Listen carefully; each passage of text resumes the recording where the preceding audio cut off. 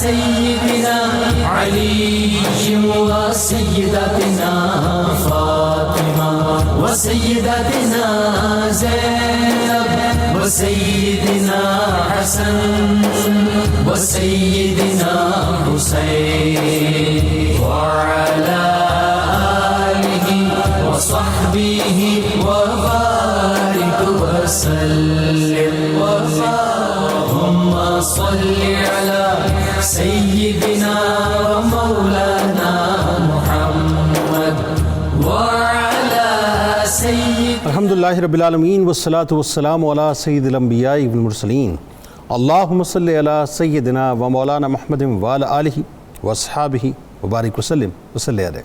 دنیا کے تمام دیکھنے والوں، تمام چاہنے والوں، تمام پیار کرنے والوں اور جہاں جہاں تک اس وقت میری آواز کو سنا اور مجھے دیکھا جا رہا ہے، جنید اقبال کی جانب سے انتہائی محبت کے ساتھ السلام علیکم۔ ایک بار پھر ناظرین، آپ کو پر نور صبح میں صبح نور کے ساتھ میں دل کی گہرائیوں سے خوش آمدید کہتا ہوں، اور آئیے چلتے ہیں بلا توقف حضرت ابو انیس محمد برکت علی علیہ رحمہ کی تالیف اسماء النبی کریم صلی اللہ علیہ وآلہ وسلم سے رسول اللہ صلی اللہ علیہ وآلہ وسلم کا ایک اسم مبارک پڑھنے اور سننے کی سعادت حاصل کرتے ہیں۔ حضرت سیدنا المعقب صلی اللہ علیہ وآلہ وسلم، ہمارے سردار، سب سے آخر میں تشریف لانے والے، درود و سلام بھیجے اللہ آپ صلی اللہ علیہ وآلہ وسلم پر، آپ صلی اللہ علیہ وآلہ وسلم کے آل پاک پر اور صحابہ کرام رضوان اللہ تعالیٰ علیہم اجمعین پر۔ حضرت جبیر بن مطعم رضی اللہ تعالیٰ عنہ کہ حضور نبی کریم صلی اللہ علیہ وآلہ وسلم نے ارشاد فرمایا کہ میرے 5 نام ہیں، میں محمد ہوں صلی اللہ علیہ وآلہ وسلم، احمد بھی ہوں، ماہی بھی ہوں جس کے ذریعے سے اللہ تعالیٰ کفر کو مٹاتا ہے، اور میں حاشر بھی ہوں جس کے قدموں پر سب کو جمع کیا جائے گا، اور میں معقب بھی ہوں یعنی تمام انبیاء کرام علیہم السلام سے آخر میں آنے والا ہوں۔ آج کا موضوع ناظرین بہت ہی اہم اور انتہائی دلچسپ بھی ہے، اور یوں سمجھ لیجئے کہ عبرت کے بہت سارے واقعات اپنے اندر سموئے ہوئے بھی ہیں ناظرین، کہ گزشتہ اقوام کی جو ہلاکتیں ہوئیں بنیادی طور پر اس کے اسباب جو تھے وہ کیا تھے، اس پر آج ایک اجمالی نظر انشاءاللہ ہم ڈالیں گے۔ بات یہ ناظرین کہ قرآن مجید انسانیت کے واسطے ماضی، حال اور مستقبل کا ایک مکمل طور پہ آئینہ دار ہے، جس میں نصیحت آمیز اور عبرت انگیز واقعات موجود ہیں۔ قرآن کریم ہمیں متنبہ بھی کرتا ہے کہ روئے زمین پر وہ قومیں نشان عبرت بنا دی گئیں جنہوں نے فطرت کے متعین کردہ اصولوں کا انکار کر کے اللہ پاک کے منتخب نمائندوں، اللہ کے ریپریزنٹیٹیوز یعنی تمام رسولوں، تمام انبیاء کرام سے مکمل طور پر بغاوت کی۔ یہ قومیں مال و دولت، عزت و ثروت، سلطنت و حکومت، شان و شوکت، طاقت و قوت میں اپنی مثال آپ تھی ناظرین۔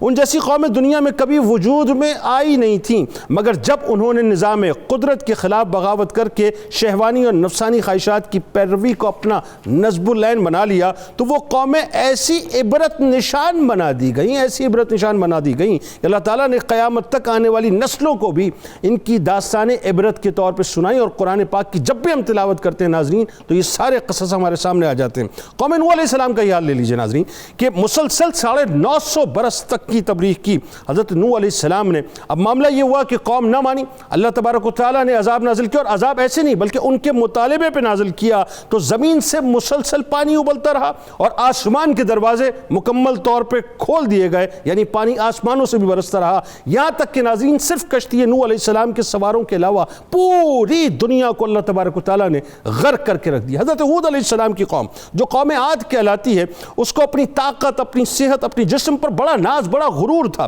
یعنی عالم یہ ناظرین کی روایتوں میں آتا ہے کہ 60 فٹ سے لے کے 200 فٹ تک کے اونچے ان کے قد ہوا کرتے تھے۔ وہ سمجھتے تھے کہ طاقتور قوم کو کوئی بھی شکست نہیں دے سکتا۔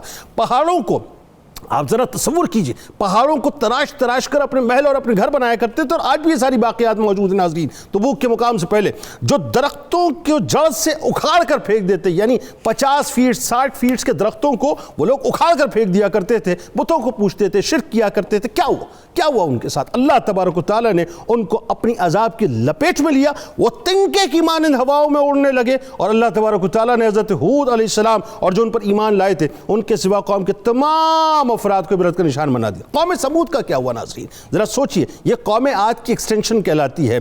غیاباً اونچنی کا معجزہ مانگا، پہاڑ کو شک کرنے والا معجزہ مانگا، اور معاملہ یہ تھا کہ پھر اسی نشانی کو جھٹلایا قتل کیا اس اونٹنی کو، اللہ کی نشانی کو کیا کیا اللہ تعالیٰ نے، کیا ہوا ان کے ساتھ، لپیٹ دیے گئے، چیپٹر کو اللہ تعالیٰ نے ان کے بھی کلوز کر دیا۔ قوم سدوم کا معاملہ ناظرین، 5 لاکھ کی آبادی پر مشتمل 5 مختلف بستیاں تھیں اسرائیل کے قریب، اس پہ پروگرام بھی باقاعدہ ہم نے کیا ہے۔ حضرت لوط علیہ السلام کی قوم ناظرین ایکچولی اس وقت کے LGBTQs تھے، اس وقت کے LGBTQs تھے، اس وقت کے میرا جسم میری مرضی کے علم بردار تھے۔ کیا ہوا ان کے ساتھ؟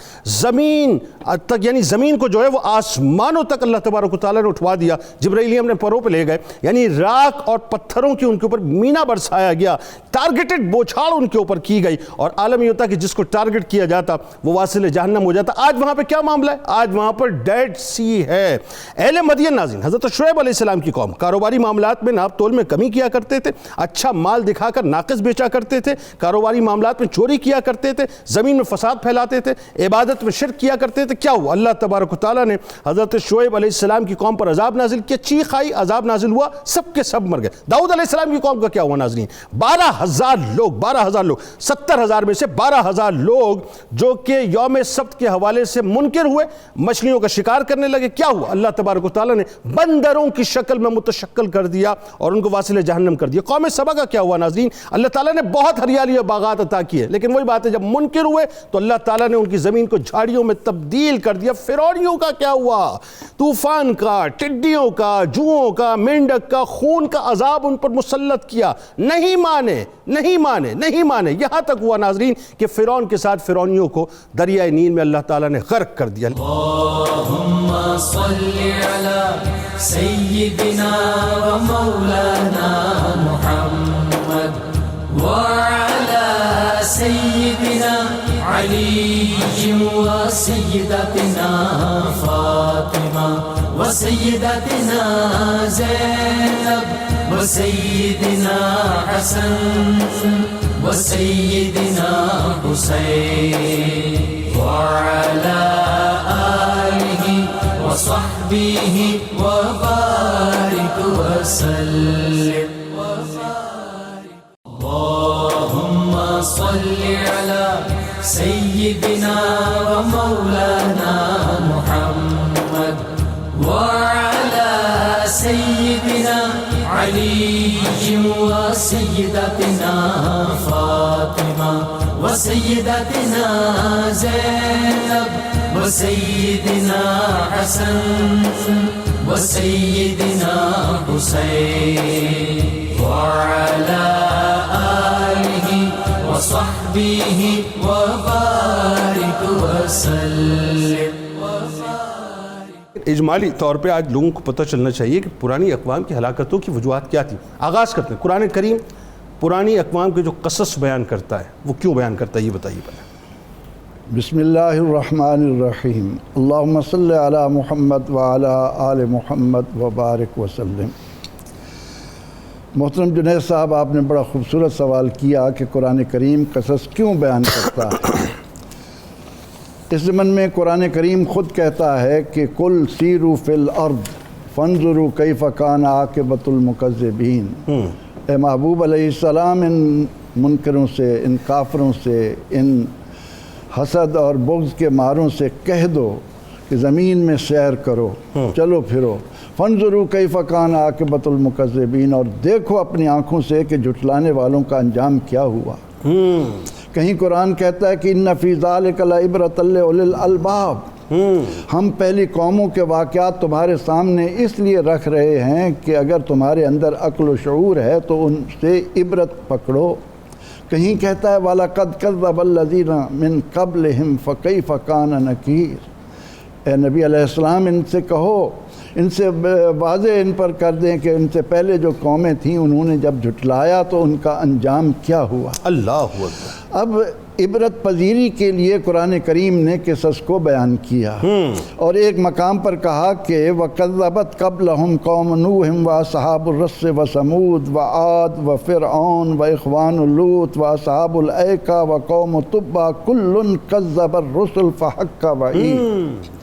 تمام قوموں کے نام گنوا کر قرآن نے کہا کہ جب انہوں نے آسمان سے ملنے والی ہدایت کو قبول کرنے سے انکار کیا تو پھر اللہ کا وعدہ سچا ہوا، ان کو کس طرح مٹا کر نیست و نابود کر دیا گیا، ان کو بے نام و نشان کر دیا گیا۔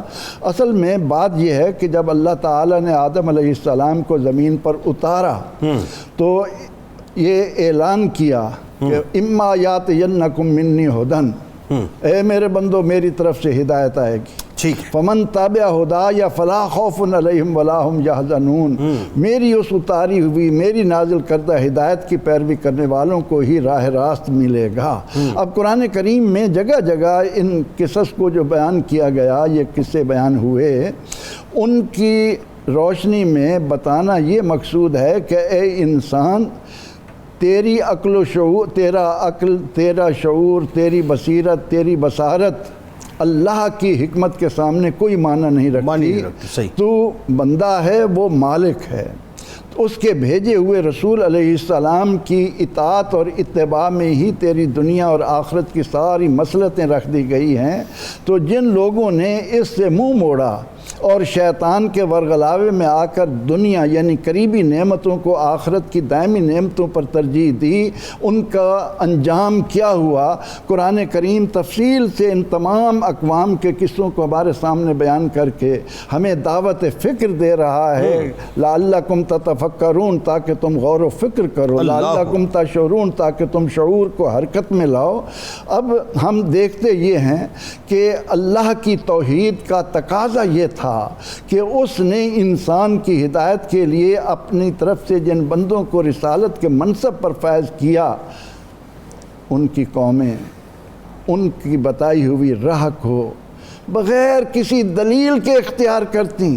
واہ کیا اچھی بات، ان کو یہ بات واضح ہوتی کہ یہ نازل کرنے والا، ان کو بھیجنے والا وہ ہے جس کی حکمت کا سارا جہان گواہی دے رہا ہے، کائنات کے ذرے ذرے میں جس کی قدرت اور عظمت کے نشان موجود ہیں، اس کے سامنے اپنی عقل کو لے کر بیٹھ جانا اور اپنے آپ کو یہ سمجھنا کہ میں اللہ تعالیٰ کے بھیجے ہوئے رسول سے زیادہ معاذ اللہ عقل رکھتا ہوں۔ تو ان قصص کی روشنی میں ہمیں عبرت پذیری کا یہ سامان لینا ہے کہ ہم ہر حال میں اپنے آپ کو اللہ کے بھیجے ہوئے رسول، وہ ہے نا کہ انہیں جانا، انہیں مانا، نہ رکھا غیر، کیا بات، کیا بات، فللہ الحمد، کہ میں دنیا سے اللہ کرے یہ سوچ ہماری پیدا ہو جائے۔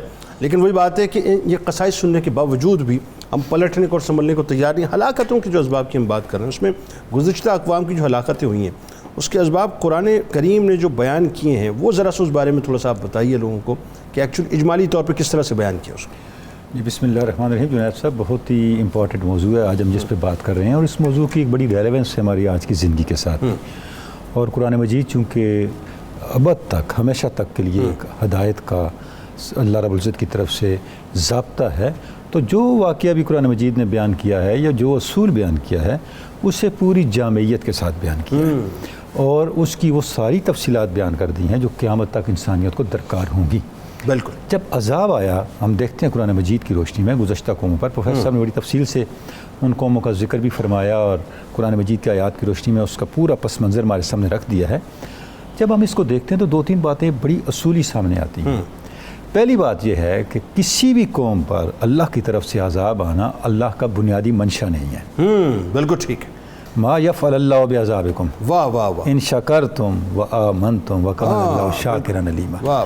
اب اس آیت مبارکہ کو دیکھیں، اس کا سٹائل کیا؟ اللہ فرماتا ہے مجھے کیا پڑی کہ تمہیں میں عذاب دوں۔ ہائے ہائے ہائے، ما یفعل اللہ بعذابکم، اللہ کو کیا پڑا، کیا ضرورت پڑی کہ تمہیں عذاب دے؟ اللہ، بشرطے کہ تم نیک عمل کرنے والے ہو، اللہ کا شکر کرنے والے ہو۔ اللہ تو بڑا قدردان ہے، بالکل، وہ جانتا ہے۔ بنیادی طور پہ جو اللہ رب العزت نے نظام ہدایت عطا کیا، انسانیت کو اس کی بقا اور فلاح کا راستہ انبیاء کے ذریعے سے عطا کر دیا۔ بالکل، کیوں انسان کو پیدا کیا، کیا اس کا مقصد تھا، یہ سارا بتا دیا۔ جب تک وہ اس پہ چلتے رہیں وہ عذاب سے محفوظ ہیں، اور اللہ کی منشا یہی ہے کہ مخلوق خدا، اس کے بندے اس کے راستے پہ چل کے اس کی ہدایت کو پیروی کر کے اس کے اوپر کاربند ہوں۔ اچھا، جب عذاب آیا کسی بھی قوم پر، ہم اسباب کی بات کر رہے ہیں، اس پہ تین بڑی بنیادی اصولی باتیں ہیں جو قیامت تک ریلیونٹ ہیں، اور کوئی قوم بھی ان باتوں کے حوالے سے استثناء نہیں پا سکتی. ٹھیک ہے. پہلی بات یہ ہے کہ جب کسی قوم پہ عذاب آیا اس قوم پر عذاب کے اسباب قوم کے اندر موجود تھے. ٹھیک ہے، یعنی باہر سے نہیں، وہ اندر ہی موجود. اندر. وَمَا كَانَ رَبُّكَ لِيُهْلِكَ الْقُرَىٰ بِظُلْمٍ وَأَهْلُهَا مُصْلِحُونَ. اللہ رب العزت نے ارشاد فرمایا کہ اللہ نے کسی ایسی قوم کو تباہ نہیں کیا کہ وہ اصلاح پذیر تھی اور اللہ نے ظلم کر کے اس کو تباہ کر دیا. اللہ اکبر. یعنی وَأَهْلُهَا مُصْلِحُونَ، یعنی حجت پوری تمام ہوئی. جب کسی قوم کے اندر خیر طلبی تھی، وہ خیر پہ کاربند تھے، وہ برائیوں کو دور کرنے کے لیے کمر بستہ تھے، تو اللہ نے اس قوم کو تباہ نہیں کیا. ٹھیک. پہلی بات تو یہ. ٹھیک. دوسری بات یہ ہے جب عذاب آیا، عذاب ایک دم نہیں آیا، ٹھیک. بتدریج آیا. ٹھیک. پہلے قوموں کو جھنجھوڑا گیا. ٹھیک. اس پہ میں ایک آیت مبارکہ آپ کے سامنے رکھنا چاہوں گا اور میں سمجھتا ہوں کہ یہ اجتماعی اور انفرادی دونوں زندگیوں کے ساتھ ریلیونٹ ہے. بتائیے بتائیے. ہر شخص کی زندگی کے ساتھ ریلیونٹ ہے. ارشاد فرمایا اولا یرون انہم یفتنون فی کل عام مرۃ او مرتین ثم لا یتوبون ولا هم یذکرون. یہ لوگ کیوں نہیں دیکھتے ہمیں ہر سال 1 یا 2 دفعہ آزماتے ہیں، نہ یہ توبہ کرتے ہیں نہ یہ نصیحت لیتے ہیں. ہائے ہائے. مرۃ او مرتین، یعنی تصور کریں، اس کا مطلب ہے ہمیں اپنی زندگی کو ریویو کرنا چاہیے. بالکل ٹھیک ہے. ہر شخص کی زندگی میں ویک اپ کال 1-2 دفعہ آتی ہے. بالکل ٹھیک. زندگی میں نہیں، سال میں. ہاں. قرآن مجید کی روشنی میں اللہ رب العزت ارشاد فرما رہا ہے کہ یہ لوگ کیوں غور نہیں کرتے کہ ہم ہر سال انہیں 1 یا 2 دفعہ جھنجھوڑتے ہیں. توبہ کر لیں. اچھا، یہ تو اگر اس کے معنی مفاہیم کو سمجھے تو ہر شخص کی اس کا مطلب، لیکن میں نے پہلے رس کر دیا کہ یہ اصول وہ ہے جو انفرادی اور اجتماعی پوری زندگی کے ساتھ ریلیونٹ ہے. ہماری زندگی میں جنید صاحب کوئی اتفاقیہ واقعہ نہیں ہوتا. ہر واقعہ کسی سبب سے ہوتا ہے اور ہر واقعہ کسی نتیجے کا سبب ہوتا ہے. اللہ اکبر. اگر ہم اس بات کو سمجھ لیں تو آپ کی زندگی کی ماسٹر کی آپ کے ہاتھ میں ہے. کیا اچھی بات ہے، کیا اچھی بات. اس لیے بڑے لوگوں نے کہا کہ انسان کا مقدر، اس کی طاقت اور اس کی کمزوری اور اس کی بد نصیبی اس کا رویہ ہے. ہائے ہائے ہائے. اسی میں سب کچھ ہے. ہائے ہائے. آپ کا بیہیویئر ہی آپ کی اسٹرینتھ ہے، یہی آپ کی ویکنیس ہے. ہائے ہائے. یہی آپ کی اپرچونٹی ہے اور یہی جو ہے آپ کے لیے رسک بھی ہے. آپ کس حد تک اپنے آپ کو بناتے ہیں، یہ دوسری بات ہوگی. اور تیسری بات جو ارشاد فرمائی وہ یہ ہے کہ ایسا بھی ہوا کسی قوم پہ عذاب آیا اور پھر ٹل گیا. حضرت یونس علیہ السلام کی قوم آپ دیکھیں نا، کمال ہے. اور یہ واحد مثال ہے. اچھا، یہ واحد مثال ہے کیوں؟ یہ بھی قرآن مجید نے بتایا. بتائیے یہ واحد کیوں ہے؟ بتائیے. اس سے یہ پتہ چلا کہ اللہ کی رحمت کتنی زیادہ ہے. واہ واہ واہ. یہی تو سبب ہے جب اللہ نے سلسلہ انبیاء کو ختم کیا تو رحمت پہ ختم کیا. ہائے ہائے ہائے. وما ارسلناک الا رحمۃ للعالمین. سبحان اللہ. یہ جو مثال ہے، یہ جو اصول ہے، ارشاد ہوا فلولا کانت قریۃ آمنت فنفعها ایمانها. کیوں ایسا نہ ہوا الا قوم یونس، کیوں ایسا نہ ہوا کہ یونس کے بعد بھی کوئی قوم ہوتی وہ اسی طرح ایمان لاتی اور ہم اس کو عذاب سے بچا دیتے. کیا بات ہے، کیا بات. پتہ یہ چلا جب یونس علیہ السلام کی قوم پہ عذاب آیا اور انہوں نے سچی توبہ کی، ایسا ہی یہاں تک توبہ کی انہوں نے ایک دوسرے کا ایک ایک حق ادا کیا، حتیٰ کہ لوگوں نے اپنی عمارتیں اکھاڑ دیں. کہ اگر عمارتوں کی بنیاد میں بھی کسی کا پتھر چوری کا تھا تو اس کے والے جا کے کر دیا، واپس کیا. بالکل ٹھیک ہے. بات آگے بڑھاتے ہیں. بلکہ یہاں پہ تو ڈاکٹر صاحب اس پہ ایک کمال بات یہ، وہ اپنے جانوروں کو جو ہے چھوڑ کے نکلے، یعنی جانوروں کو الگ کر دیا، بیوی بچوں کو الگ کر دیا اور پرانے بوسیدہ سے لباس پہن کے میدان میں آ گئے. اور وہی آپ نے جو بات فرمائی کہ وہ جو پتھر اگر کسی کی عمارت میں لگا ہوا ہے تو وہ بھی اٹھا کے واپس دیا اور ہاتھ جوڑ جوڑ کے ایک دوسرے سے معافیاں مانگی. تو قرآن مجید کہتا ہے یہ ان کے لیے خاص نہیں تھا. فلاولا کانت، بعد میں بھی کوئی قوم ایسا کرے، ٹھیک ہے، ہماری بخشش کے دروازے کھلے ہیں. تو اگر کوئی قوم اس طریق پہ چلے، توبہ کی طرف آئے، اس کا مطلب ہے اگر عذاب کسی قوم کے اوپر آ بھی رہا ہو اور وہ سچے دل سے توبہ کرے، واہ، اللہ کی طرف رجوع کر لے، تو پھر نجات کا راستہ اللہ تعالیٰ اس کو ٹال دیا کرتا ہے. اچھا، اب آتے ہیں ذرا تھوڑا سا اسپیسیفک کر کے بات کرتے ہیں تاکہ لوگوں کو یہ بھی سمجھ میں آئے بات. ایک تو ہلاکتوں کے ازمان میں ظاہر اجمالی بات ہے، لیکن ساتھ ساتھ جو اسپیسیفکیشن ہے وہ یہ ہے کہ سب سے پہلے میں سمجھنا چاہ رہا ہوں نوح علیہ السلام 950 برس تک آپ نے تبلیغ فرمائی. ہود علیہ السلام جن کی قوم کو قوم عاد کہا جاتا ہے، 200 فیٹس کے مطلب ان کے قد طاقت پر بڑا زام. ذرا ان کے بارے میں بتائیے کہ ہلاکتوں کے اسباب کیا بنے. بسم اللہ الرحمن الرحیم. بہت شکریہ جنید بھائی. جنید بھائی، آپ نے انٹرو میں ایک بڑی خوبصورت بات کی تھی. یہ جتنی قوموں پر عذاب آئے ہیں، خواہ وہ نوح علیہ السلام کی قوم تھی یا آگے تک سلسلہ، آپ نے اسپیسیفکلی نوح علیہ السلام کی قوم کا تذکرہ چونکہ کر رہے تھے تو وہاں ایک جملہ ارشاد فرمایا، وہ ایک کی پوائنٹ ہے.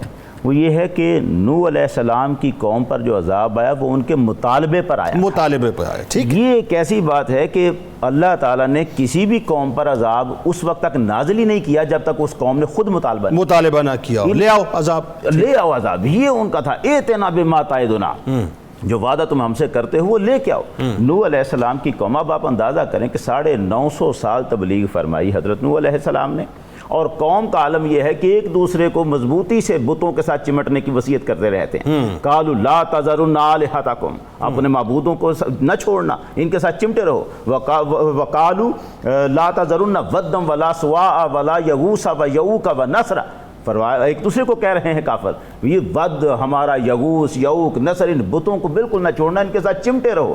وہ تبلیغ فرما رہے ہیں کہ یہ تمہیں کوئی فائدہ نہیں دے سکتے، اور یہ ایک دوسرے کے ساتھ لگے ہوئے ہیں کہ ان بتوں سے چمٹ کے رہنا۔ اور ادھر ان کے ساتھ کیا رویہ ہے، حضرت نوح علیہ السلام وہ کشتی بنا رہے ہیں تو پاس سے ہنس کے گزرتے ہیں، ٹھٹا کرتے ہیں۔ یہ عذاب کی ایک بڑی وجہ تھی کہ جہاں انہوں نے اللہ کی توحید کو بھی نہیں مانا، وہاں پر پیغمبر کے ساتھ بھی ٹھٹا کرتے رہے ہیں۔ اللہ، پیغمبر کی نبوت پہ شک کرنا، تکذیب کرنا، جھٹلانا ان کو، وہاں تک ان کو کہتے رہے۔ یعنی قرآن کہتا ہے کلما مر علیہ سخر منہ، جب بھی وہ گزرتے تھے حضرت نوح علیہ السلام کے پاس سے جو کشتی بنا رہے تھے، دیکھ کے ٹٹا کرتے، یہ کیا کر رہا ہے۔ اور حضرت نوح علیہ السلام کے ساتھ ان کا جو رویہ رہا ہے وہ آپ دیکھیں، قرآن کہتا ہے فقال الملأ الذین کفروا من قومہ، ان کی قوم کے جو کافر سردار تھے۔ اب اندازہ کریں، یہ ہمیشہ جو بڑے ہوتے ہیں نا اپنے آپ کو امیر سمجھنے والے اور بڑے جاگیردار قسم کے لوگ، ملأ الذین کفروا من قومہ ما نراک الا بشرا مثلنا، ہم نہیں دیکھتے تم ہمارے ہی تو جیسے ایک بشر ہو۔ یہ ایک رویہ ہے جو ہر قوم نے جو عذاب کا شکار ہوئی ہے اپنے نبی کے ساتھ رکھا ہے۔ پہلے نمبر پر کہ نبی کو اپنی مثل قرار دے دینا اور کہنا کہ ان کے کون سے اوصاف ہیں جو ہم سے بالا تر ہیں، ان کی تو رائے بھی بعض اوقات ہم سے نیچے رہ جاتی ہے۔ اللہ، یعنی بعض اوقات تو یہ غلطی ماننے والوں کے اندر بھی دار آئی ہے کہ وہ بھی یہ سمجھتے ہیں کہ مثل ہم اس طرح سے ہیں کہ بعض معاملات میں، عبادت میں، علم میں نبی سے امتی بڑھ جاتے ہیں، یہاں تک بھی چلا جاتا ہے۔ اور کافر کا تو عالم ہی کیا ہے، وہ تو اس بات پہ پہلے نمبر پہ کھڑا ہے، ما نراک الا بشرا مثلنا، ہم نہیں دیکھتے تم ہمارے ہی جیسے ایک بشر ہو۔ وما نراک اتبعک الا الذین هم راذلون بادئ الرأی، اور ہم یہ بھی دیکھتے ہیں کہ جو تمہارے پیروکار ہیں وہ ہیں ہی کیا، ہم میں جو بے وقت لوگ ہیں، بے حیثیت لوگ ہیں، وہ ہیں جو تمہاری پیروی کر رہے ہیں۔ گویا ان کو یہ زوم تھا کہ تمہاری پیروی کرنے والے کوئی امیر لوگ تو نہیں ہیں، مال و دولت والے لوگ تو نہیں ہیں، اور ہوتا بھی ایسا ہی ہے کہ انبیاء کی پیروی کرنے والے پہلے نمبر پر جو لوگ آتے ہیں وہ غربائی ہوتے ہیں، فقراء ہوتے ہیں، لیکن یہ اس بات کو اپنی تضحیق بنا رہے ہیں اور حضرت نوح علیہ السلام کی تکذیب کا ذریعہ۔ وَمَا نَرَا لَكُمْ عَلَيْنَا مِنْ فَضْلٍ بَلْ نَظُنُّكُمْ كَاذِبِينَ، اور تمہاری ہم پر کوئی فضیلت نہیں ہے بلکہ تم تو جھوٹے ہی ہم سمجھتے ہیں کہ تم جھوٹے ہو۔ یہ جو پیغمبروں کو جھوٹا سمجھنا ہے، یہ رویہ بھی ان قوموں کے درمیان کامن رہا ہے۔ نوح علیہ السلام کی قوم بھی یہی کہتی رہی، عاد علیہ السلام کی حضرت ہود علیہ السلام کی جو قوم ہے، قوم عاد، انہوں نے بھی یہی کہا ہے۔ وہ یہ کہہ رہے ہیں، یعنی انہوں نے بھی کہا قال الملأ الذین کفروا من قومہ انا لنراک فی صفاحۃ وانا لنظنک من الکاذبین، اے ہود ہم تو یہ دیکھتے ہیں کہ تم حماقت کر رہے ہو، اللہ، ہم حماقت میں تمہیں پڑا ہوا دیکھتے ہیں اور ہم سمجھتے ہیں کہ تم جھوٹے ہو۔ اللہ، نبی اللہ کی توحید کا اعلان کر رہا ہے اور یہ اس کی بات کو ماننے کو تیار نہیں، جھوٹا کہتے ہیں۔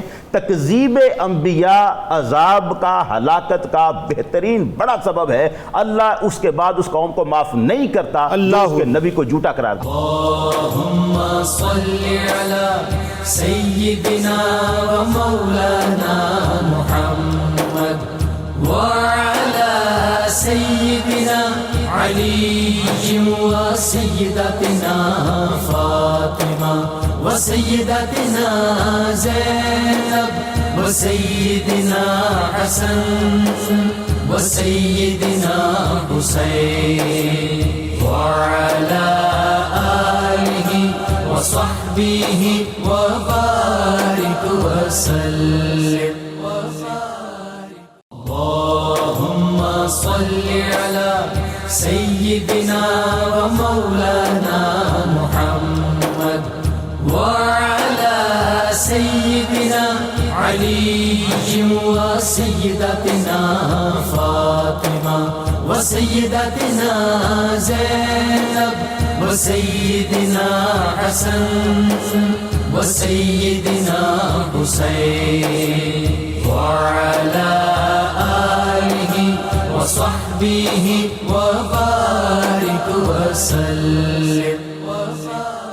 حضرت صالح علیہ السلام کی قوم، اب انہوں نے 51 اٹھنی کا معجزہ بھی مانگا، پہاڑ سے جو ہے وہ پہاڑ کو چیرتی ہوئی بھی ہیں وہ بھی مانگا، منکر ہو گئے. لوط علیہ السلام کی قوم، یعنی میں بار بار ایک جملہ ریپیٹڈلی عرض کر رہا ہوں کہ وہ بیسکلی آج کے دور کے LGBTQ کے علمبردار تھے. وہ کیا ہوا؟ بدبودار ایک ڈیڈ سی بن گیا. بتائیے ذرا. اللہ تعالیٰ نے قرآن پاک میں سیدنا حضرت صالح علیہ السلام کا واقعہ بیان کرتے ہوئے ہمیں جو امور سکھائے ہیں ان میں سر فہرست تو یہ بات آتی ہے کہ ہمیں اللہ کے نبی علیہ السلام کی فرما برداری کو بلا چون و چرا کرنا چاہیے. لیکن ہم یہ دیکھتے ہیں کہ انسان کی طبیعت میں اناد ہے، تعصب ہے، حسد ہے، بغض ہے، اور پھر یہ کہ وجدنا علی آبانا. سب سے بڑی گمراہی کی بات یہ ہے جی ہم نے اپنے بڑوں کو یہ کرتے دیکھا تو ہم اس سے کیوں کر ہٹیں. جب حضرت صالح علیہ السلام نے ان کو مسلسل ہدایت کی راہ پر چلانے کی کوشش کی اور وہ منکر بنے، تو آخر ایک ہوٹل میں بیٹھ کر انہوں نے کہا کہ کوئی ایسی بات لاؤ کہ حضرت صالح علیہ السلام اس کا جواب نہ دے سکیں. تو ان میں سے کسی نے کہا کہ ہم یہ مطالبہ کریں کہ پہاڑ میں سے گابن اونٹنی آئے، یہ معجزہ ان سے طلب کر. اب وہ یہ خیال کرتے تھے کہ جب ہم خرق عادت کے طور پر کسی نبی سے سوال کریں گے وہ اس کا جواب نہیں دے سکے گا تو اس کے بعد ان کو ہمت ہی نہیں ہوگی کہ ہمیں ہماری بے راہ روی سے روکیں. اب وہ یہ نہیں جانتے تھے کہ جس نے نمائندہ بنا کر بھیجا ہے اس کی قدرت کے مظاہر کائنات کے ان اللہ علی کل شیء قدیر. اب انہوں نے جب حضرت صالح علیہ السلام سے یہ معجزہ مانگا، آپ نے دعا کی اور اس کے بعد اللہ تعالیٰ نے پہاڑ میں سے اونٹنی آئی اور اس نے ایک بچہ بھی دیا. اور اس معجزے کو دیکھنے کے باوجود جب وہ اپنی اس ہٹ درمی پر قائم رہے تو اللہ کے نبی علیہ السلام نے ان پر واضح کر دیا تھا کہ جو تم نشانی مانگ رہے ہو اس کے بعد اگر تم نے حق کو قبول نہیں کیا تو تمہارا نام و نشان مٹا دیا جائے گا. اور وہی ہوا کہ انہوں نے اللہ کے دی ہوئی اس اونٹنی کا، اس معجزے کا احترام نہ کیا، اس کو معمولی سمجھا.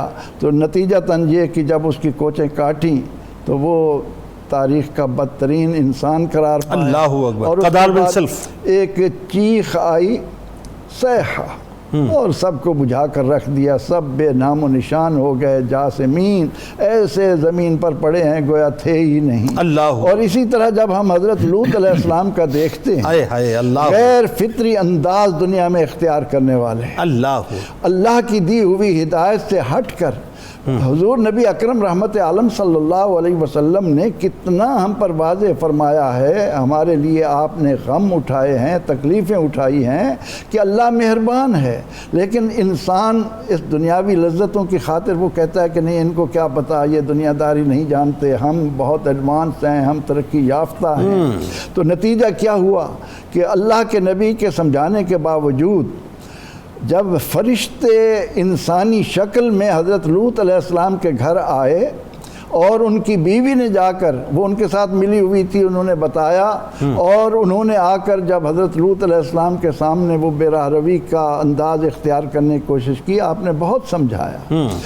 آپ نے بڑی خوبصورت بات کہی کہ اللہ تعالیٰ کا ہر نبی اپنی قوم سے یہ کہتا رہا کہ اللہ غفار ہے، ستار ہے، بے حد پیار کرنے والا ہے.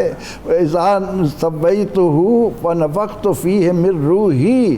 اے اولاد آدم ذرا اندازہ لگاؤ کہ جس نے ہمیں اپنی شان کے مطابق ہاتھوں سے بنا کر ہم میں روح پھونکی ہے، اس کو رؤوف بالعباد، اس جتنا پیار کسی کو نہیں ہے. لیکن جب وہ بے راہ روی پر نہ باز آئے اور اس انداز کو چھوڑنے کے لیے تیار نہ ہوئے اور آنے والے لوگوں کو بھی یہ فکر دی اور اپنے طور پر بھی وہ سمجھے کہ ہم بہت ایڈوانسڈ ہیں، ہم جیسا شعور کسی کو نہیں ہے، تو نتیجہ کیا ہوا؟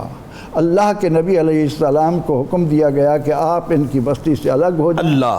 پھر جبریل امین علیہ السلام آئے اور انہوں نے ان کی 5 بستیاں پہلے جڑ سے اکھاڑی، ان کو آسمانوں پر لے گئے، اور پھر ان کو پانی میں پھینکا पटक दिया, फिर ऊपर से पत्थरों की बारिश बरसाई। इतनी ज़िल्लत और रुसवाई का अज़ाब उन पर नाजिल करके उनको बेनाम व निशान करके, अब ये भी तो हम समझने की कोशिश करें कि अल्लाह का हम पर कितना करम है। हाँ, ठीक। हम सबसे आखिर में हैं, उनके ऐब हम पर खुल रहे हैं। बिल्कुल ठीक है। और हमारे लिए इबरत का सामान है कि हम ऐसा रास्ता इख्तियार न करें बिल्कुल कि जिसके नतीजे में अल्लाह ताला को नाराज़ करके दुनिया और आखिरत में यही बात तो इन तमाम ख़वातीन को समझाई जा रही है जो इस्लामाबाद, कराची, लाहौर के सड़कों के ऊपर जो बड़े बड़े बैनर्स लेके खड़ी हुई हैं और उनके साथ जो मतलब वो तमाम LGBTQ के नुमाइंदे खड़े हुए हैं कि खुदा का वास्ता अक्ल के नाखुन लो, दुनिया तो बर्बाद होगी, आखिरत भी तबाह हो जाएगी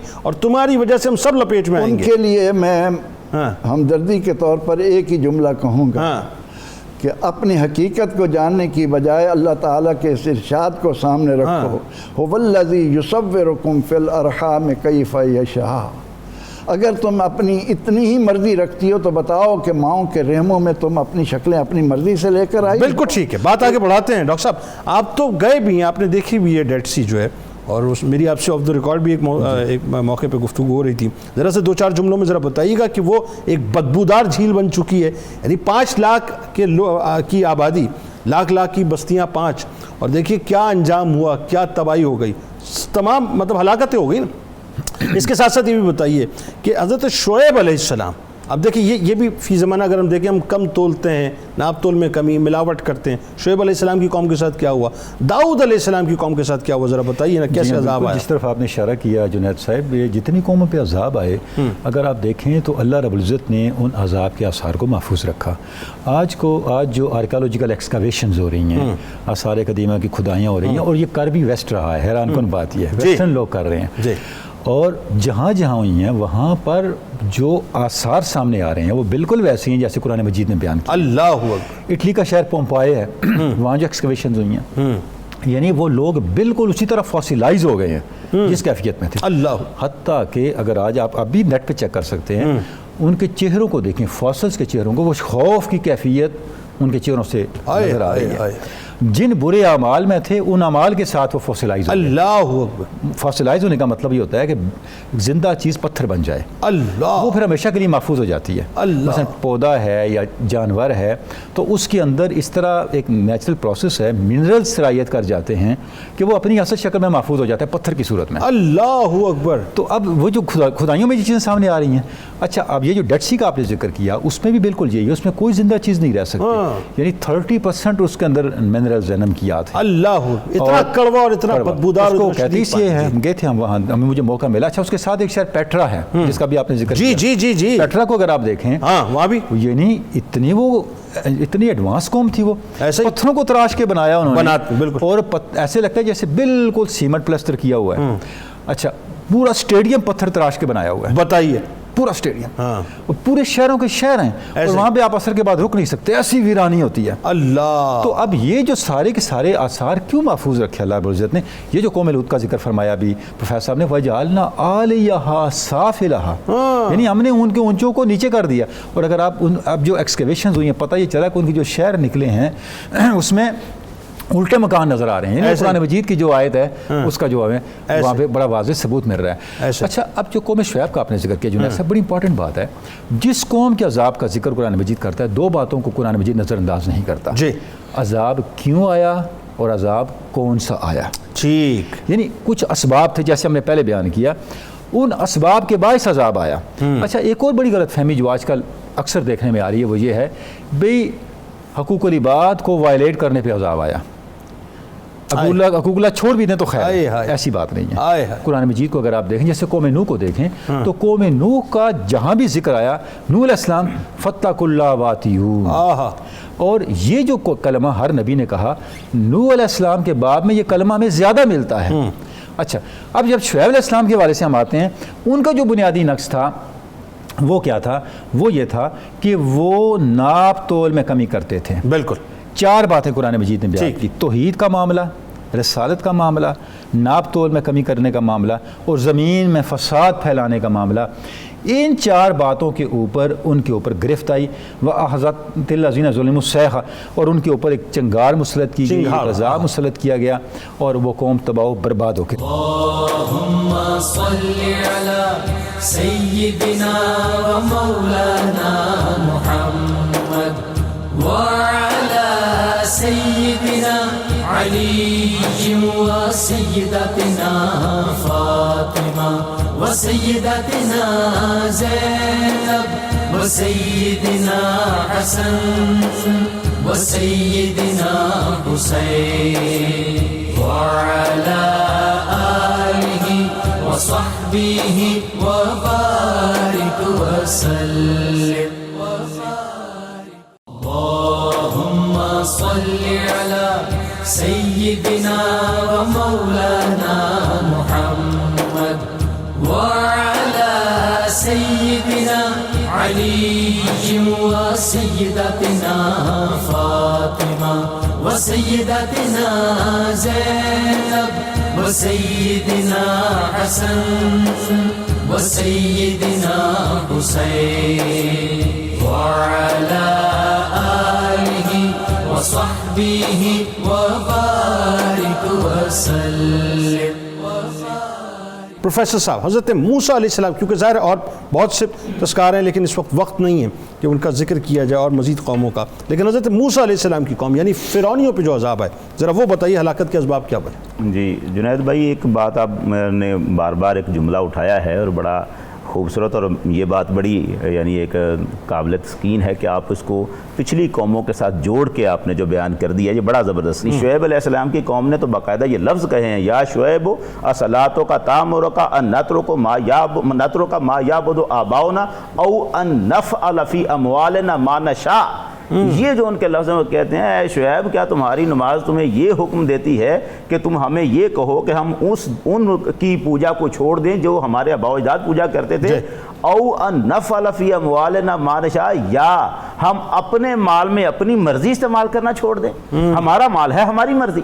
یہ جو فکرہ ان کا تھا کہ ہمارا مال ہے ہماری مرضی، یہاں سے یہ بالکل کنیکٹڈ ہے. جب مال تمہیں اللہ نے دیا ہے تو مرضی بھی اللہ کی چلے گی، جسم اللہ نے دیا ہے تو مرضی بھی اللہ کی بالکل چلے گی. ٹھیک. اب یہاں پر جو معاملہ ہے فرعون کی جو قوم ہے اور اس پر جو عذاب آ رہا ہے، یہ بات اللہ تعالیٰ فوراً ہی عذاب کسی قوم پر نازل نہیں کر دیتا، پہلے اسے سمجھنے کا موقع دیتا ہے، بالکل ٹھیک، سمجھنے کا موقع دیتا ہے. فرعونیوں پر جو عذاب آیا ہے کہ انہیں سمندر میں غرق کر دیا گیا، یہ یکدم نہیں ہوا، بالکل ایسے. اس سے پہلے ان کو بار بار جھنجھوڑا گیا، تنبیہ کی گئی. مثلا قرآن مجید میں سورہ اعراف میں ان عذابوں کی تفصیل بیان ہوئی ہے. ایک تو 5 عذاب ایک آیت نے الگ سے اکٹھے بیان کر دیے، مگر اس سے بھی پہلے ان کو ایک قحط میں مبتلا کیا گیا. وَلَقَدْ أَخَذْنَا آلَ فِرْعَوْنَ بِالسِّنِينَ وَنَقْدٍ مِّنَ الثَّمَرَاتِ لَعَلَّهُمْ يَذَّكَّرُونَ. قرآن کہتا ہے ہم نے اسے کئی سال قحط میں مبتلا کر رکھا اور نقص ثمرات یعنی ان کی نعمتیں چھین کر بھی ان کو، تاکہ یہ نصیحت پکڑ لیں. اب فرعونیوں نے اس سے بھی نصیحتیں نہیں پکڑی، بلکہ انہوں نے الٹا موسیٰ علیہ السلام سے کہا تمہاری نحوست ہے اور تمہارے ماننے والوں کی نحوست ہے جس میں ہم مبتلا ہو رہے ہیں. اور اس کے بعد پھر جب ان کو خوشحالی کا وقت آیا تو اب انہوں نے کہا یہ ہمارے سبب سے ہے، یہ خوشحالی ہماری وجہ سے ہے اور جو مشکل آ رہی ہے یہ تمہاری وجہ سے. بالکل صحیح بات. اس کے بعد پھر اللہ نے پھر جھنجھوڑنے کے لیے جب ان پر قرآن مجید نے پھر وہ عذابوں کا 5 عذابوں کا جو تذکرہ کیا ہے، فَأَرْسَلْنَا عَلَيْهِمُ الطُّوفَانَ وَالْجَرَادَ وَالْقُمَّلَ وَالضَّفَادِعَ وَالدَّمَ آیَاتٍ مُفَصَّلَاتٍ، یعنی ہم نے الگ الگ کر کے یہ نشانیاں بیان کی ہیں. 5 طوفان آئے، ٹڈی دل کے لشکر ان کے اوپر آئے، مینڈکوں کے لشکر آ گئے ان کے اوپر، خون کا عذاب ان کے اوپر آیا، جوؤں کا عذاب ان کے اوپر آیا. اور اب یہ سارے عذاب آپ اندازہ کریں، خون کا عذاب جو تھا یہ تو انتہائی اس کا پانی کے کنویں خون میں تبدیل ہو گئے. جس برتن میں وہ پانی کو لے کے پینا چاہتے، برتن تک کے اندر پانی اس وقت ٹھیک ہوتا، پینے لگتے خون بن جاتا. یہاں تک ہوتا کہ وہ جب فرعون کو جا کر کہا تو فرعون نے کہا موسیٰ علیہ السلام جو ہے انہوں نے نظر بندی کر دیے، تو کہتے ہیں نظر بندی نہیں ہے، ایک کام کرو کہ جو بنی اسرائیلیوں کا کٹورا ہے اس سے پانی پیو.